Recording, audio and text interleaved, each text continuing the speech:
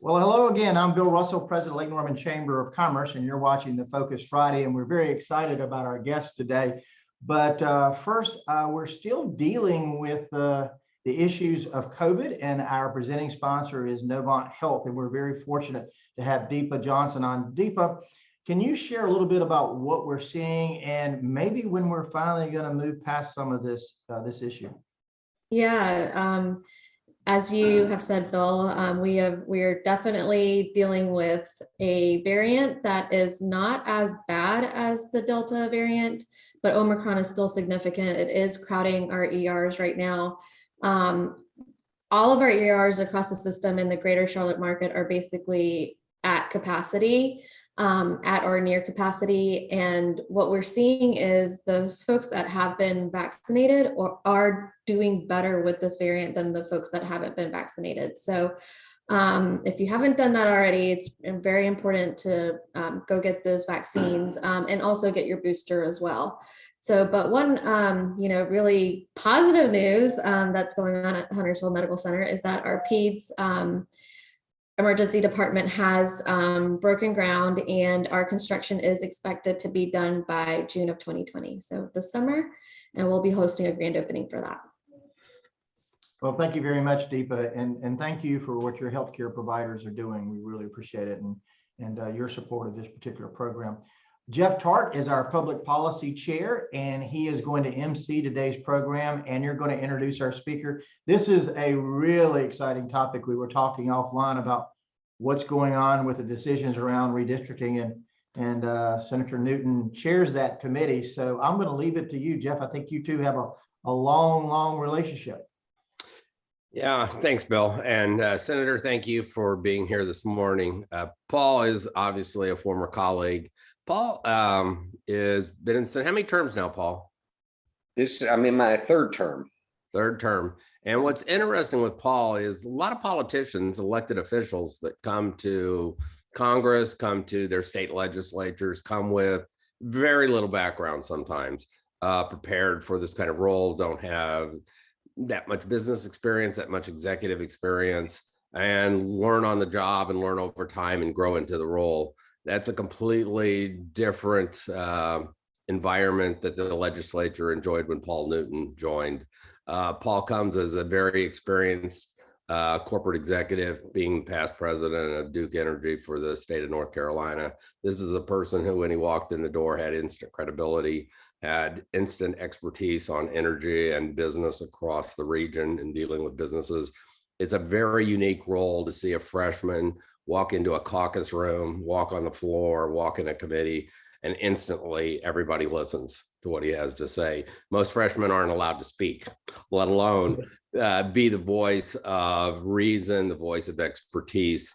It is a very unique situation to have that happen. Paul, it's been an absolute pleasure to have worked with you directly and now indirectly, and having you serve the people, not just of your district and the Mecklenburg region, but really the entire state. And you've got hopefully a long career either staying in the state legislature or whatever next thing you have as a desire in your chapter. But we're fortunate to have you take the time out of your busy schedule, as we were talking beforehand. The legislature is supposed to be a part-time role in the state of North Carolina, but you're virtually 365, 24/7. There's always issues and needs. You've got redistricting. I think we'll just skip that because that's a boring topic today. But what I'd like you to do, Paul, is I'm going to give you the floor for a little bit. Since you chair both finance, you chair the energy committee and stuff, and have such a significant role chairing also the redistricting committee, which we'll talk about because you're still in the middle. I recognize, and you'll, I know, appropriately guide us on the things you can speak to and the things you can't, as that proceeds through the court system. I guess, is going to be the latest decision at the appellate level will be appealed at the Supreme Court level. But with that said, I'm going to give you the floor and maybe let you kind of give us your view of the world of what's going on in Raleigh and going on around the state. Well, thanks, Jeff. And we miss you in Raleigh. We joked a little bit, for those of you who are late coming on the call here, that Jeff knows a little bit about everything, I think he knows a lot about a lot of things, and we miss his wisdom and his expertise there in Raleigh and his pro-business focus. You know, as we talk, and I'm thrilled to be here with you. I love interacting with other business-minded folks. And when you think about me, you know, having me be with you and my serving in the legislature, think of it as, you know, sort of, if you did this. I mean, that's where I am. I was a business person. I had 3 glorious months of retirement after leaving Duke Energy, and my predecessor decided not to run at the 11th hour, and I was recruited heavily to come give this a try. And just imagine if that were you. I mean, that's essentially, it could happen to any of you. And the benefit in that is that, you know, I honestly do not have political motives behind what I'm doing. I'm not driven by politics. I'm driven by policy. And I just honestly, thoroughly, deeply believe that the key to our future in North Carolina is additional prosperity. You know, we are moving through good jobs and attracting jobs to our region and to our state. You know, we're moving people from low income to middle income. Government cannot do that for people, at least not sustainably. So it's what you all are doing is so important. I enjoyed walking through your website. It is the most comprehensive legislative agenda I've ever seen. I mean, I don't know what you're not touching there. So I appreciate the hard work that went into that, the thoughtful work. And I certainly agree with 99.99% of the things that are important to you. So it's a privilege to serve you all. I do feel like I serve you all. I feel as though I serve all North Carolinians. That's my duty. Certainly Cabarrus County and a small portion of Union County are my actual district. But when we're making decisions there, I think we need to keep in mind every North Carolinian and the vast array of needs and opportunities that we have here at the state level. You know, my goal is to solve problems.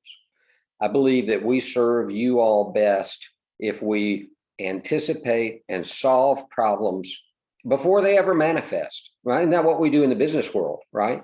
It's our job to be proactive, to think creatively, to identify stumbling blocks for our companies, for our organizations, and then remove those barriers before they ever manifest.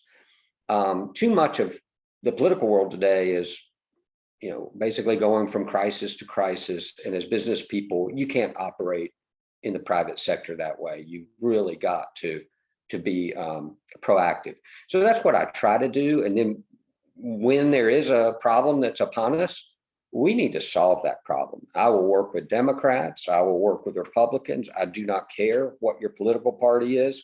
Let's just get it done and let's solve problems that are, you know, help all North Carolinians. So that's kind of the way I go into it, that politics follow the policy, and it'll always be policy first. If it ends up costing me election, that is fine, because I will know at the end of the day, I did my very, very best for all North Carolinians, regardless of the politics. So that's sort of the way I think about things. And it is an honor and a privilege to serve you all. And I have tried to do that well in the last long session. By the way, second longest long session since 1965. So we were all glad to have a break and get home. And then, of course, redistricting and all that litigation. But I'm happy to answer questions from anyone. Or Jeff, I know you have some thoughts and ways you want to guide this discussion. I'm happy to go anywhere you want to go. Great. Well, let's walk through a number of things we do. I'll do my classic. We do kind of a Charlie Rose, just conversational aspect of things. And then towards the end, we'll see if there's additional questions that I haven't covered that we've addressed. I think what would be helpful to start with is to give everybody a little background, if you don't mind, kind of walk us through your leadership roles in the General Assembly. Yeah, well, you've really mentioned the primary roles. I'm co-chair of the Finance Committee in the Senate. And you can think about that as sort of one of the two major inputs to the budget. So I sort of help determine what the availability is in revenues to spend. So the appropriations chairs are focused primarily on what to spend and how to spend it, how much to spend. And, you know, my team, my co-chairs and I and our committee are focused on Well, 7 of the last 8 years, we've had excess revenues in the state. What do we do with that? That's a crossroads decision. Do we spend it or do we return it to the taxpayer who knows better how to spend that dollar than we do? So those are the sorts of things we focus on the finance side. We tend to want to cut taxes, which appropriations tends to think is less availability. So that's probably the most important thing I do for North Carolinians is try to help them keep their money. I think a cousin to that, though, is the economic development piece. So I am very, very pro job creation. And what that means is I get very involved in on the economic development side to make sure we're retaining great companies and that we're attracting great companies. Chris Chung is one of my favorite people at EDPNC, and I want him to be successful. I want our Commerce Department to be successful. I want our governor to be successful, cutting ribbons on new job creation in North Carolina. And I also co-chair redistricting and elections, which, as you know, we only redraw maps every 10 years based on the new census. And that has only redraw them every 10 years. Well, yeah, really. That's true. Good point. And, let me just explain so you understand this notion of gerrymandering. Here's the way I explain it to folks that seems to make sense. So for over 100 years, we were Democrat controlled in the legislature. And there were no rules against political gerrymandering. So if you picture the profile of a funnel, the funnel that you put oil in your car, of course, nobody does that anymore, do they? You use funnels for other things, but just the top of the funnel is very broad, and think of that as your discretion on how to draw districts. It was unfettered. There was no limit on the discretion for over 100 years on how you draw districts, and political districts were the norm. And in fact, on my wall, I have a district that was drawn in 1992 by a Democrat leader that I don't have labeled. And so I have people come in and go, what body of water is that? That Lake Norman? Is that Lake whatever? And Congressional 12th? So no, it's not the 12th, but so that's the way it was. And then what happened with litigation, both, race-based litigation that Republicans brought and other litigation that Democrats brought, that funnel in terms of discretion narrowed and narrowed and narrowed. So this time around, when we applied the law of the land to how maps should be drawn, much of the discretion was taken away. It was simply applying the law and running the math on numbers of people. And what it did is it created what are called county pods. And so most of the map was drawn essentially by rule of law. And so what you then have is the very tip of the funnel, come down to a very tip, and there's some discretion in there. Is maximum discretion in that small area ever excessive gerrymandering? It depends on who you ask.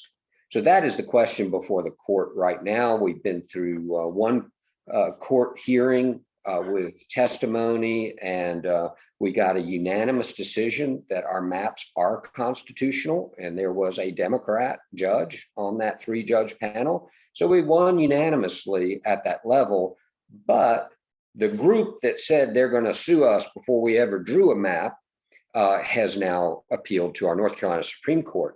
And the reason they're in the North Carolina Supreme Court under the North Carolina Constitution is because the U.S. Supreme Court has essentially said these issues are non-justiciable. They are political issues. The constitutions allow the legislatures to draw these maps. We, as the judicial branch, are not going to get involved in what are our legislative decisions. So they're not bringing cases in the federal courts anymore. They've kind of been knocked out of the saddle there. So it's a state court. And then, sorry, back to your original question. There are a couple of interim committees, Energy Committee that I co-chair, and Revenue Laws Committee. So we'll be looking at tweaking revenue laws as we come into the short session. So long way to answer, got into a little too much substance, but we're good. One thing I would mention to everybody following along and listening in, if you've got questions, particularly as we're going to jump into the redistricting here probably quicker than I was planning to, but if you've got questions, why don't you punch those into the chat and I'll try to read through. That way we don't have duplicative questions, and we'll try to make sure we can get those conveyed as well. But one thing, I'll do a little nerd mode real quickly, and maybe it's more like Civics 101 about the General Assembly, a little inside baseball, if you don't mind, Paul. Since you handle finance, can you talk about, there's a group called Fiscal Research, and when a bill comes, to be able to know what it actually is going to cost, what's the real cost, how do you calculate that, and explain maybe what a fiscal note is? That's a great question, because we as economic development minded people struggle a little bit, because, you know, when we have reduced taxes since 2010 in the legislature, the fiscal note is limited to the reduction in available funds. And so explain what a fiscal note is, because people won't know. I'm okay, guessing. so when, at the legislature, you have partisan and nonpartisan staff. The nonpartisan staff include fiscal research department. And so when you have a bill, you have to, essentially the right thing to do is to give it to fiscal to determine what the impact, the financial impact to the state will be. Some have no impact. Others have very significant impact. And if you're reducing taxes, the fiscal note will show a reduction in availability to the state.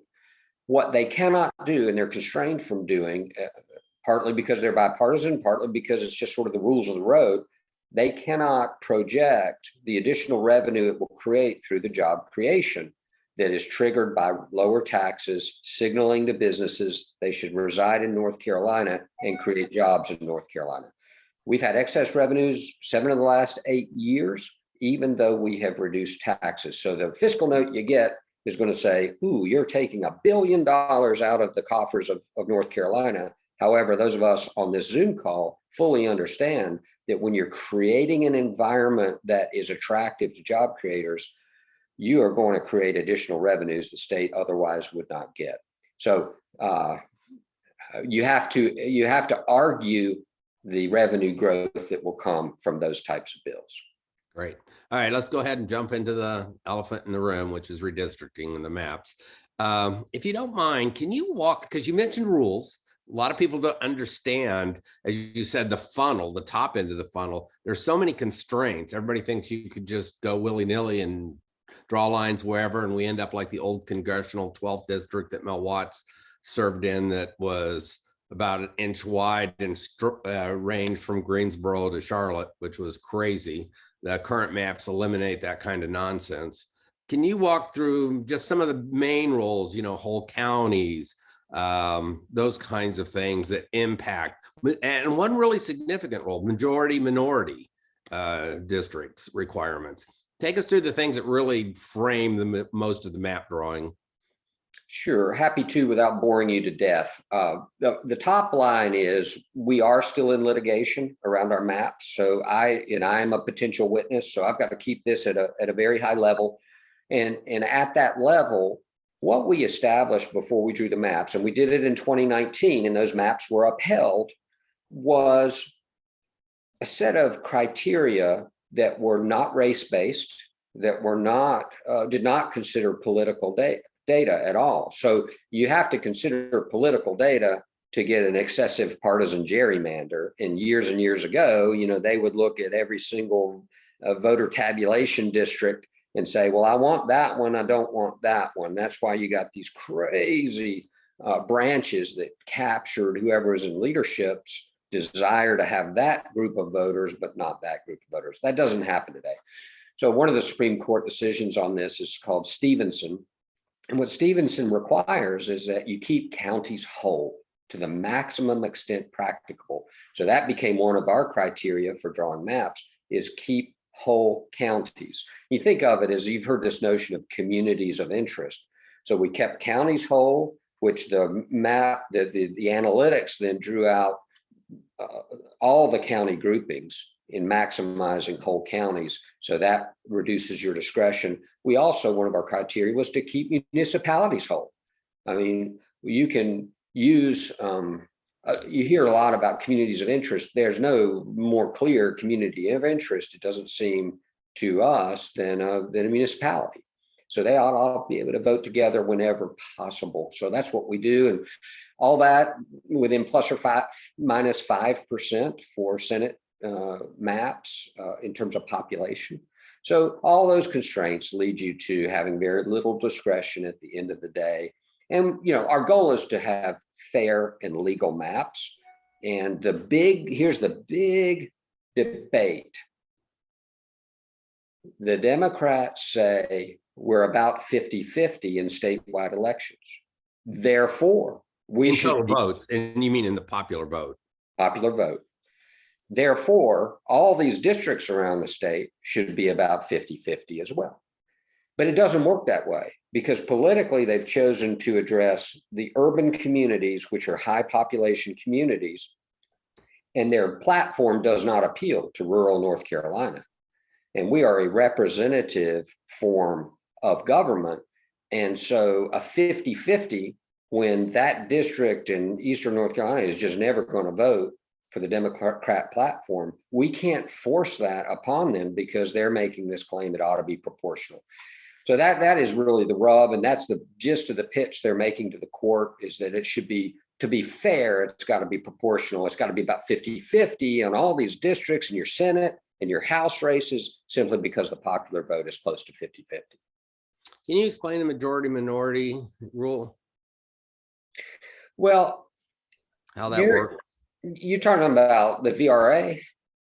All right, so there's a federal law that asks the question whether your state has Voting Rights Act districts where a minority population is able to choose the candidate of their choice. And if you have districts that are, I would say, sort of out of whack in terms of race, then it requires you to draw districts to allow a minority community to elect the candidate of choice. We've been told since the Rucho case that there are no more VRA violating districts in North Carolina. And in 2019, when we had a court-ordered redraw of the 2010 map, we didn't consider race, and that was judged to be appropriate. And so the way we dealt with that this time around was, again, to not consider race, because you've got justices on the US Supreme Court that absolutely think it is racist and outdated to be modeling, shaping districts for one race or the other. So we chose not to do that. We thought it was a higher ground. And, of course, that's part of what the Democrats are challenging here as well. But we invited them throughout the process to tell us, to give us an analysis that shows we have a VRA problem, because we are going to comply with the Voting Rights Act, period. But we don't have anything that tells us there's a problem. We invited them to show us that they have an analysis that shows we have a problem that requires us to essentially violate the criteria, the nonpartisan criteria we set. And they never brought forth any study. They never said we got a problem over there. And so now they're having to own that as we go into the appellate process around these maps. So, Senator, can you speak to your thoughts around the redistricting process overall? And in particular, given public perception, radical gerrymandering, districts are drawn, so we pick our voters, the voters don't pick their elected officials, all those kind of rhetoric that goes on in this kind of not transparent, it's all done in back rooms. There's secret maps being used and secret formulas and what have you. Yeah, so I'm gonna try to be gracious here. You're never anything but. And you should understand here in North Carolina that our process, that it's essentially the same process we used in 2019. And Dan Blue, the minority leader of the Democrat Party in the Senate, said it was the most transparent process ever used in the history of the state. We used essentially that same process this time. We didn't draw a single map other than what was publicly streamed. So you could watch every click we made on the map, boy, that's fun to do, I'm sure. But every click can be followed. So nothing was drawn that was used that was not publicly available. I don't, even these redistricting commissions that are being called for as nonpartisan. There's no such thing as nonpartisan these days anymore in the US. And the commissions are failing left and right around the country. It is. When you say they're failing, how so? They're failing to draw maps that are not considered gerrymanders by the other side. Gotcha. Whether it's Democrat or Republican. And it is crystal clear in our state constitution that the legislatures to draw these maps. Think of it this way. The legislature is the only body that's involved in this that is elected by the people.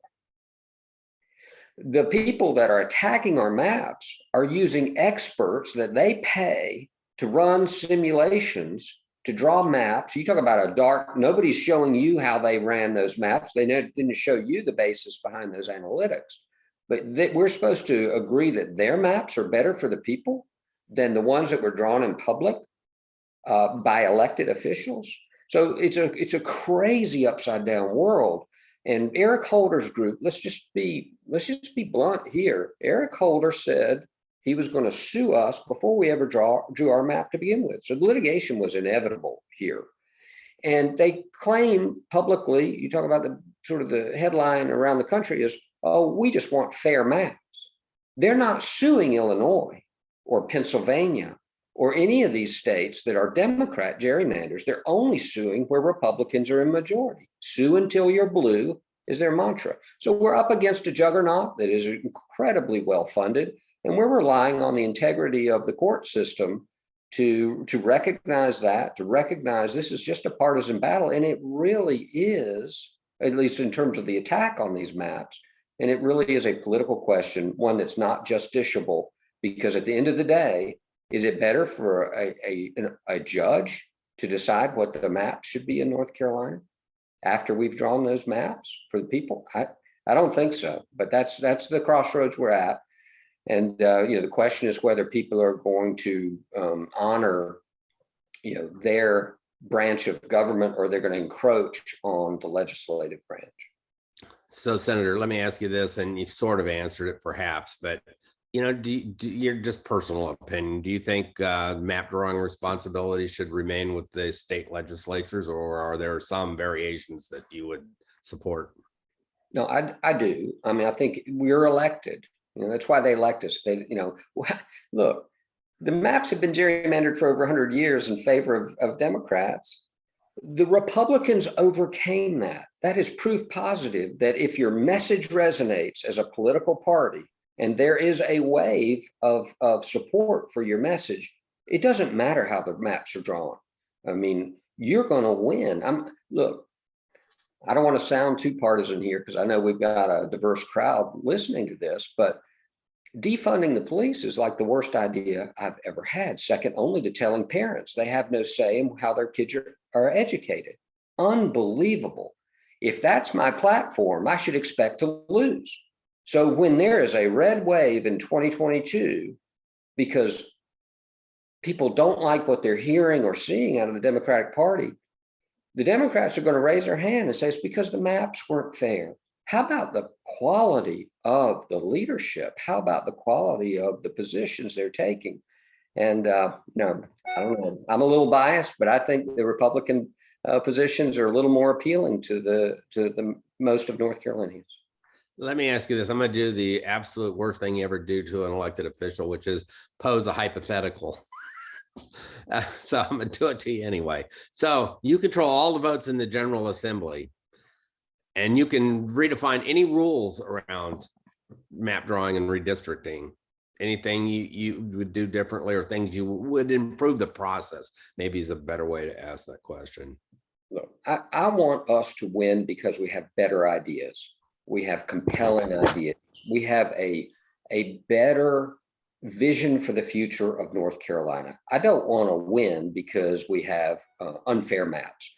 So I would comply with every law that's in place today that brings that funnel down, reduces the discretion, and I would make it just as we did very transparent, so anybody can watch and raise their hand and say, I really don't like that, or you split my community and I don't like that. I want to give you feedback on that. So I wouldn't change a thing. I would just encourage both parties to stop fighting about this issue and instead focus on what you're offering North Carolinians. What is your platform?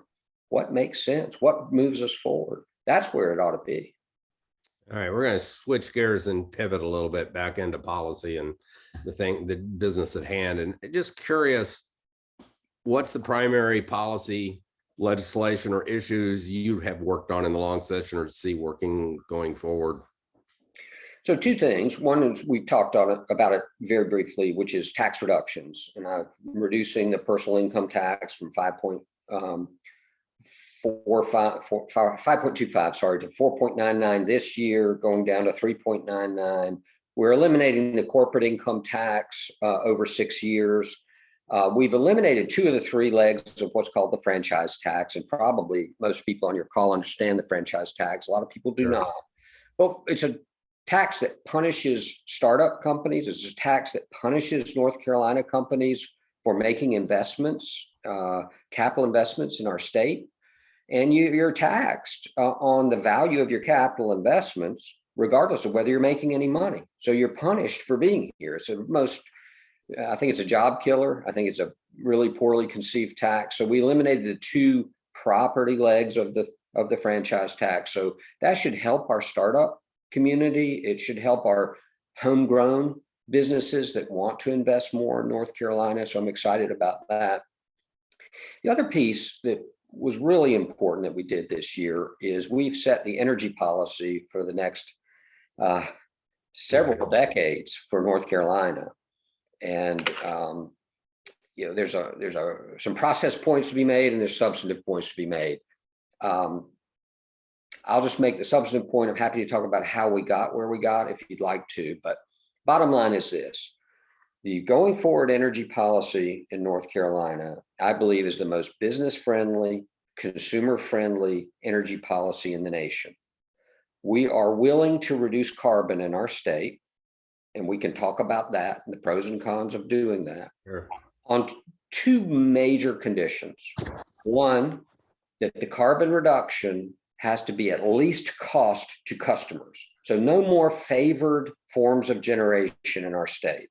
We were on a path before. When you say favored, you mean subsidies?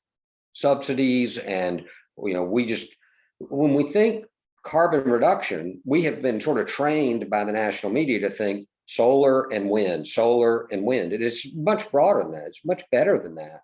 We have, by the way, solar and wind are non-dispatchable sources of energy.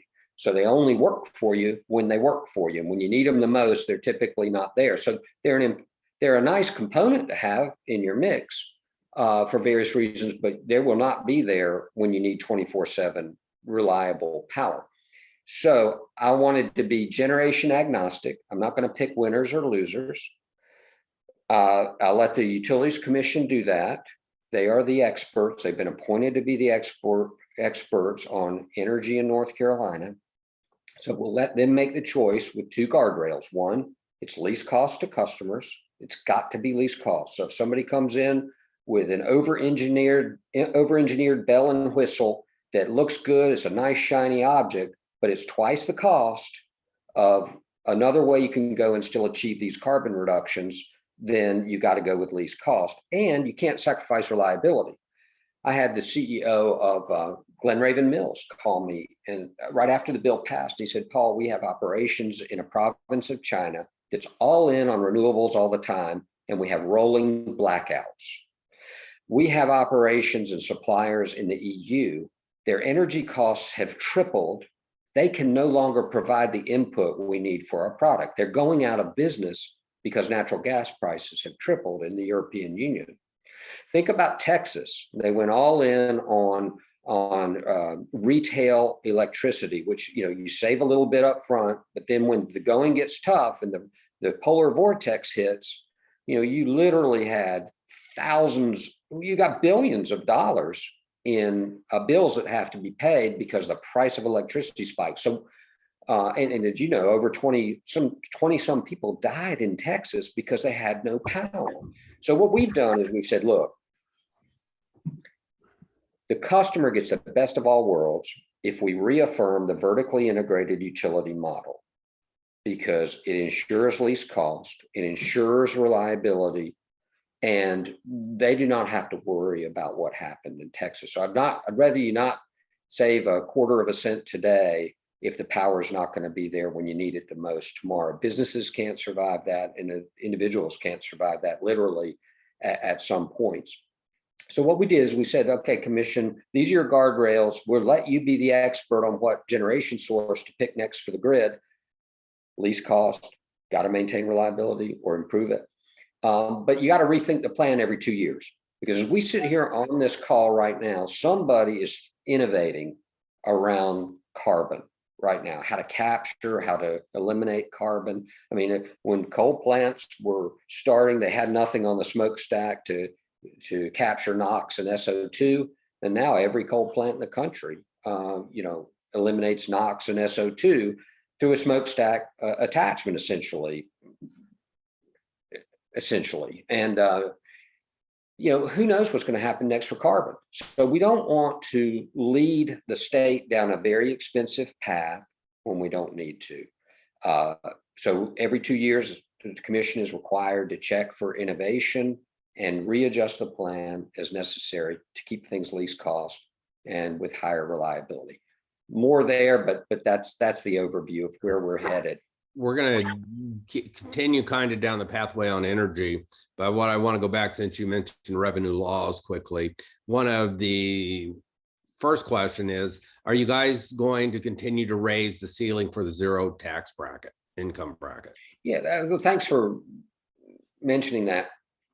One of the things we did in this bill in the tax reductions is we went up to the federal 25.5 of exemption from taxes. We were at 21.5, I believe it was. And explain what that zero bracket is all about. That'll help some, just to be clear if they don't know. Right. So if you make $25,000 or less, 25.5 or less, you're not going to be taxed. And then you couple onto that, we created another $500 per child tax deduction and increased the income level for that. And what it meant, the bottom line of those sort of raising the floor on who gets taxed at all, is that we have removed 250,000 North Carolinians from tax rolls altogether. So we're helping. This is what we tried to do is, and we were successful, is created a progressive tax. So it's not regressive on the poor. So you think, oh, cutting taxes for big corporations, we're reducing taxes for the poorest among us, the lowest income among us, taking them off the tax rolls altogether. Well, what's interesting is for teachers, as an example, when you start raising that floor to that kind of level, half to 2/3 of their entire income at a state level, at least, are no longer even taxed. Right. So that's almost like a little bit of a pay bump in a sense. The question. Let me follow up on that, Jeff. We tend to want to celebrate that the federal government is sending, incentive checks to people during COVID. Oh, wow, I got a check from the federal government. There is nothing more stimulative to our North Carolina economy or the national economy, but our North Carolina economy than taxpayers keeping their dollar to begin with. So when you keep your dollar, we don't tax it away from you, you can spend it on anything you want. The dollars that we got, that North Carolinians got, Americans got from the federal government, has been through the waste heat of government. So they collected the tax, they've overspent, so they're borrowing money. And between the waste heat of bureaucracy and the fact that it's borrowed money, when they give you an incentive check with $1 in it, it's probably, it probably costs $3 to get $1 out, or $6 to get $1 out. I don't know what the number is, but that's not stimulative long-term or sustainable long-term. Whereas if you get to keep your dollar to begin with, you spend it any way you want. That's much more stimulative to our economy, in my view, than a federal dollar coming down after having gone through printing press. And we haven't talked about this or thought about it, but curious your thought, how do you address, again, public perception, the media, op-ed pieces, editorial pieces that say, if we give all the tax breaks, quote unquote, so we eliminate corporate taxes, then we have no revenue for infrastructure and schools and roads and, and they're not paying any taxes. You want to address that, or you? I'd love to address that. I think the folks on this call know that businesses react to signals. And we have got to continue signaling that North Carolina is a great environment, a great state for them to make investment in. So the decisions they're making are 50+ year decisions.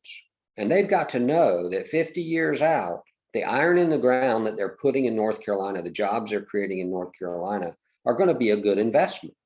And I think when we continue to advance the structural fundamental benefits of being in North Carolina for job creators, the more likely we are to be able to attract that job creator today.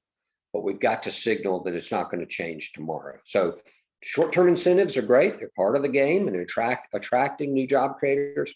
But what I'm responsible for is creating fundamental, structural, almost immovable benefits for creating jobs in North Carolina so that we can prosper here and be that life cycle state that we are today, but we won't be tomorrow unless we're continuing to move the goalpost, voluntarily move the goalpost ourselves to get better and better and better and better, because our competitors certainly are going to be trying to do that. Sure. Okay, I'm going to pivot back to the energy side a little bit. And we talked about, one is you brought fossil fuels and the carbon footprint. Right now, 88% of our electricity is generated through fossil fuels and across the state of North Carolina. I think it may even be a national figure. 95% of all our motor fuel comes through fossil fuels. I know EVs, being pushed big time. Solar is out there, other wind, as you mentioned. How realistic and that we actually truly eliminate fossil fuel usage or not? I think, is it technically possible to eliminate fossil fuel at any price? Yes. If you are building new nuclear, makes it much more probable that you could do that. But I don't think it's practical, at least in the next, in the near term. Let's call it near term, could be 20 years. But look, there's a notion that is really important for people to understand called dispatchability that is ignored in the national media relative to solar and wind. Those are what are called non-dispatchable resources. They only work when the wind's blowing. Ask Europe in the North Sea, or when the sun is shining. And if you go all in on those resources too early, there's no real cost-effective or environmentally friendly way to store that energy to make it a dispatchable resource. Ask Germany. There are incredibly readable, good studies about Germany going all in on renewables, and yet their carbon footprint increased. And why did it increase? They went all renewables. It should have been cleaner, because these are non-dispatchable resources. And to keep their economy and going and their lights on in their homes, they had to fire up coal plants. Well, what about their nuclear plants? Well, they made the environmental decision to shut down nuclear, which is an anti-environmental decision, because nuclear plants run 24/7. They're called baseload plants. So if you think of number 10 being the energy that you need in your state, 5 to 7 of the need is running all the time. You always need that. So a nuclear plant, you turn it on, it runs 24/7 at a steady rate, filling up that 5 to 7 need of the 10. And you refuel it once every 2 years, every year and a half or 2 years, and it's safe statistically. In fact, there's a North Carolina State professor that spoke at one of our committees on energy and said that statistically it is the safest form of energy, period. safer than any other form of energy that we generate. Mm. So nuclear is a really, really important part of our mix here in North. It reduces our energy intensity substantially. We have a tremendous amount of nuclear in North and South Carolina, and those states operate as a single grid. But we're nearing the end of the licensed life. We're renewing those licensed life, and Duke Energy, to their credit, is a great operator. I'd say the world's leading operator of nuclear plants, arguably, certainly the nation's leading operator of nuclear plants. And so what they've done is they have what's called a safety related system. And I used to be the lawyer for our nuclear group, so I got a little bit familiar with this. But a safety related system, if it's approaching the end of its life, Duke will replace that. So it's almost like you've got a new nuclear plant, and it had an original 40-year design life. They've added 20 years. So it has a 60-year licensed life. They're going to add another 20 years, and we all benefit from that. But we can't do that forever. And so the question becomes, will nuclear be a part of the mix going forward? Zero carbon, very reliable, very cost effective, high upfront cost, but very low fuel costs. And then I think that another thing that people don't understand, and the reason that new nuclear could be extraordinarily beneficial to the state, is that we have a grid that was designed for large centralized generating plants, nuclear plants, coal plants, natural gas plants. In order to do all renewables all the time, you've got to modernize the grid. All that means is you got to spend a heck of a lot of money on the grid to change the grid that exists in North Carolina to move the electrons from non-dispatchable resources or distributed resources. So if you can utilize the existing grid through a small modular reactor replacing a coal plant, your carbon emissions drop to zero, no particulate matter, and you use the existing grid, so you can save North Carolinians billions with a B, billions of dollars if you can utilize the existing grid. Kind of a two-part of this, and I'm going to stay on the nuclear topic for a second. As I understand it, and you sort of did, if I added up all the pieces, as I was taught, a nuclear facility has a true lifespan of about 80 years. Like you said, you can upgrade it, modernize it to an extent, but at about the 80-year window, that has to disappear and you have to start from a new facility, construct a new facility. I understand, as you mentioned, and it's a number that I'd heard before, we're about 40 years into the life cycle, give or take, for most of our facilities around the state.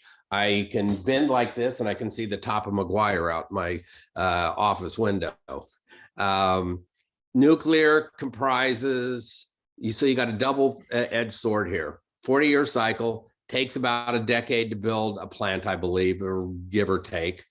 Plus, that's not even counting all the permitting and times with FERC and everybody else.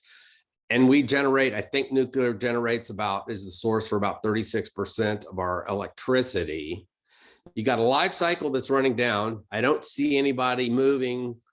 Maybe it is going on. That's what we would love to know. Who's dealing with the life cycle issue of nuclear? Is nuclear and whatever newer technologies like they're doing in Europe, is that going to happen in North Carolina and the United States? Or is there an alternative to nuclear that will replace that 36%?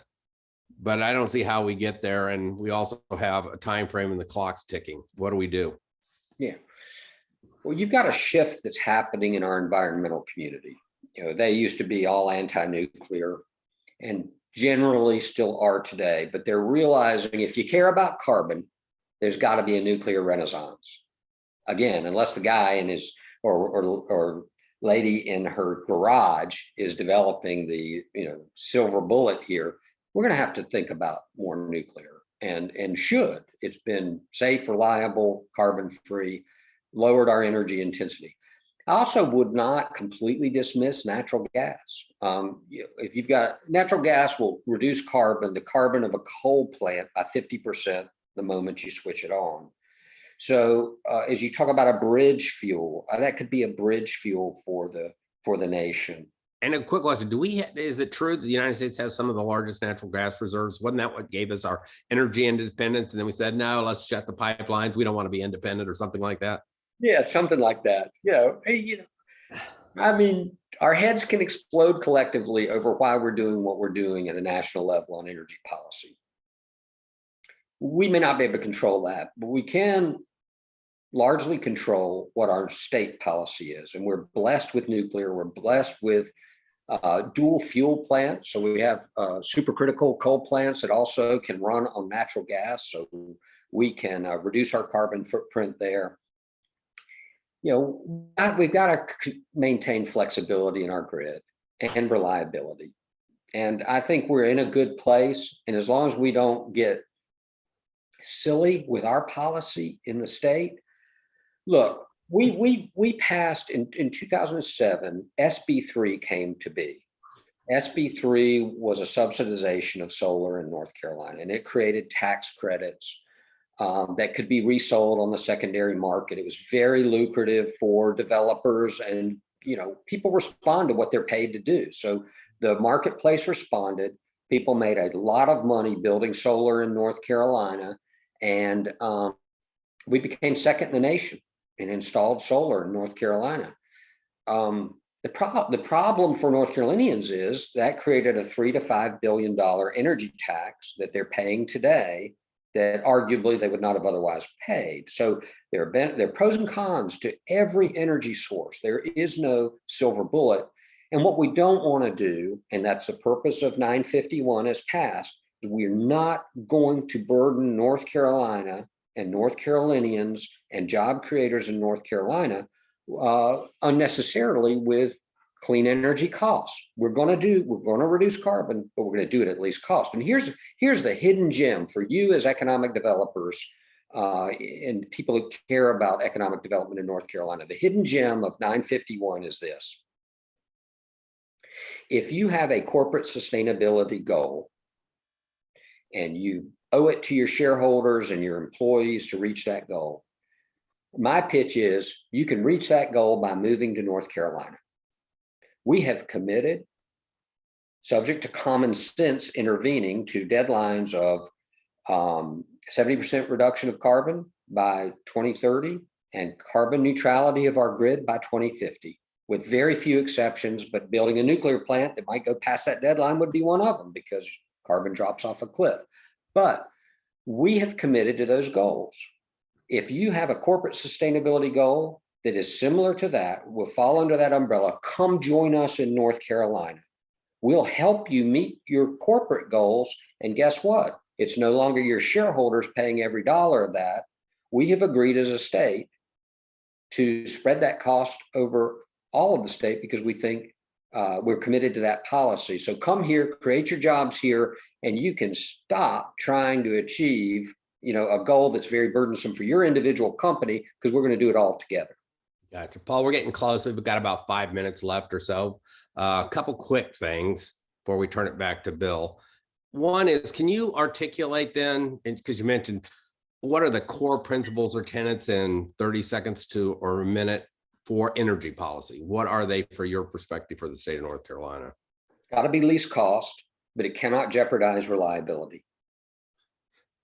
And understand this, that while reducing carbon is the right thing to do in today's world, it's coming. We should do that. I think most people believe we should do that. But don't be confused about what it's going to do for the environment. The environment is agnostic as to the origin of that hydrocarbon, that carbon molecule. They're agnostic. So North Carolina can cut to zero today by turning everything off, and it won't change the environment because China, India, still have hundreds of coal plants on their agenda to build. So it doesn't mean we don't do anything, but it does mean we do it at least cost, and we will not jeopardize reliability. We can't crush our economy to do it. And then the last question, kind of looking into your crystal ball, but really I want to look on what's on your desk in Raleigh. What do you see as the top 2 or 3 priorities of what you guys need to accomplish for the short session when you go back in here. Yeah, so hopefully this will be the shortest short session in history, coming off one of the longest long sessions in history. So I think it'll be brief. I think that we'll be tweaking what we need to tweak, but I don't envision too many major initiatives. That doesn't mean if you don't have a priority that we need to address in a short session. I really want to know that, and we'll do our best to manage through that. Otherwise, I look forward to a very productive long session next year. Great. Well, we appreciate you taking the hour with us on a Friday and your busy schedule getting ready for the weekend. I could sit here and we could talk until lunchtime and probably longer on the details. We are again truly fortunate and blessed that you serve in the General Assembly. You may remember this in the first term, and I know I embarrassed you a little bit by this, but I've said this and I will hold by it now that Mike Lee is back in the legislature representing Wilmington. But I've said there's 2 members that serve in the North Carolina General Assembly out of 170 members who are absolutely qualified, absolutely have the skill set, and absolutely would do great things to serve as the governor of the state of North Carolina. And you're one of those 2 individuals walking around in the state of North Carolina today. And if you ever do that, dial me, because I'm on your statewide committee instantly. Again, you are an amazing talent, and thank you for spending time with us. So Bill, I'll send it back to you. You do embarrass me, and thank you for saying those nice things. Senator, I knew we were going to have a great discussion on tax incentives as well as redistricting, but spending the time that we did on energy policies, I really enjoyed that. I thought it was very enlightening, and thank you very much for sharing that. You're welcome. Thank you for having me with you today. And I just appreciate all you all do. Thank you for your role in making our state great and prosperous. We need you at it. Like I say, your website's amazing. I love your objectives are very consistent with mine, and I'm happy to help you any way I can. Fantastic. Jeff, we have a great program on tap for February already. You want to discuss a little bit about what that's going to be? I don't even remember. I've got so blown away in energy policy. I'm so deep, and we've got actually the entire year scheduled, confirmed for everybody that's speaking. Do you recall the list I sent you? Yes, it's going to be the 3 town mayors week. So we have Melinda Bales, who has just recently been elected mayor of Huntersville. She's going to share what her vision is for the town and their board. We have Mayor Knox. Again, a lot of things going on in Davidson, and then of course Woody Washam is going to be talking about some of the things going on in Cornelius. And if you're ridden by downtown Cornelius, the Kane Center for the Arts is coming out of the ground and really taking off. So really look forward to that report. Deepa, we want to thank again Novant Health, Huntersville Medical Center, for all you do. I saw Mike Riley was able to join us for a short period of time. I can't even imagine as an administrator everything going on with Mike. I'm sure he is just darting all around the hospital and taking care of things. It is extremely busy. Any last words from Novant? Yeah, just, stay safe, continue to mask. I wanted to say this strain is very virulent, so it is running through the communities pretty fast. But I think there is an end in sight. All the powers and what we're hearing from our infectious disease physicians are that this will be done hopefully by mid-February, this surge. So just be vigilant. Jeff, our programs are again both in person and virtual. We had a fantastic new member orientation last night at the Chamber of Commerce. We probably had 20-25 new Chamber of Commerce members, so we're still having people getting involved into the chamber. So that took place last night. This coming Tuesday is a lunch and learn at the chamber, where we're going to be talking about gathering your competitive intelligence, not only on your customers and clients, but also your competition. So that program is Tuesday. It will be in person, but we will also have a virtual component for those who cannot join us in person. We had scheduled, it would have been our annual meeting this past Thursday, just yesterday. But with everything going on with COVID, we backed that off. It's probably going to be March before we do that. But we do have the programs again. Next Thursday is a business after hours. So again, we're encouraging people to come. But just as Deepa just talked about, make sure that you're masked up or you're boosted or you're protected. But we do want to continue to encourage networking whenever possible. So again, Senator, thank you so much for joining us today. Deepa, thank you very much for your sponsorship of this program. We couldn't do it without Novant help. And Jeff, as always, tremendous MC, and you get right down, and you're so knowledgeable about a breadth of subjects. You might say you don't know a lot about a lot of things, but you know a lot about a little about a lot of things. So thank you very much for doing that for us. Okay. Everybody All right, have everyone. a great weekend at the lake. Indeed. Be safe. Take care all.